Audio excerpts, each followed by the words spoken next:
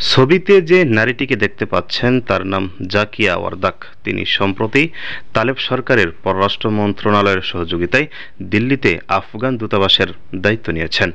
আফগানিস্তানের নারীদের নিয়ে যখন পশ্চিমা মিডিয়া অপপ্রচারে লিপ্ত, ঠিক সেই মুহূর্তে ইমারতে ইসলামিয়া কর্তৃক এই নারী কূটনীতিক নিয়োগ সবার নজর কেড়েছে।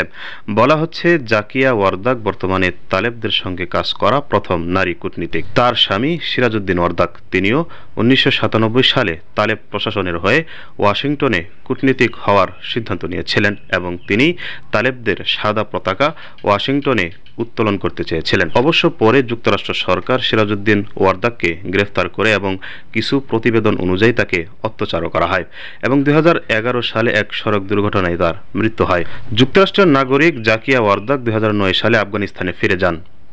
তিনি এমন একটি পরিবারের সদস্য যার পূর্বপুরুষরা সোভিয়েত ইউনিয়নের বিরুদ্ধে সংগ্রাম করেছিল। তার বাবা জেনারেল আব্দুল আলী খান ওয়ারদাকও সোভিয়েত ইউনিয়নের বিরুদ্ধে লড়াই করেছেন। জাকিয়া পড়ালেখা করেছেন কাবুল পলিটেকনিক বিশ্ববিদ্যালয়ে। সেখান থেকেই তিনি আর্কিটেকচারে মাস্টার্স ডিগ্রি করেন। কাবুলে ফেরার পর তিনি স্বামীর সঙ্গে বিভিন্ন প্রকল্পে কাজ শুরু করেন এবং বেসরকারি সংস্থাগুলো থেকে সুবিধা নেন। এছাড়া জাকিয়া নিজে একটি নির্মাণ কোম্পানি খুলে যুক্তরাষ্ট্রের সেনাবাহিনীর প্রকল্পগুলোর কাজ করতে থাকেন। আর্থিক সক্ষমতা বাড়ানোর পর তিনি রাজনীতিতে নামেন এবং 2018 সালের নির্বাচনে অংশগ্রহণ করেন। জাকিয়া ওয়ারদাক হচ্ছেন প্রথম নারী যিনি প্রকাশ্যে তালেবদের সঙ্গে যোগাযোগ করছেন। জাকিয়া ওয়ারদাক শুধু তালেবদের নয়, আফগানিস্তানেরও প্রথম নারী কূটনীতিক।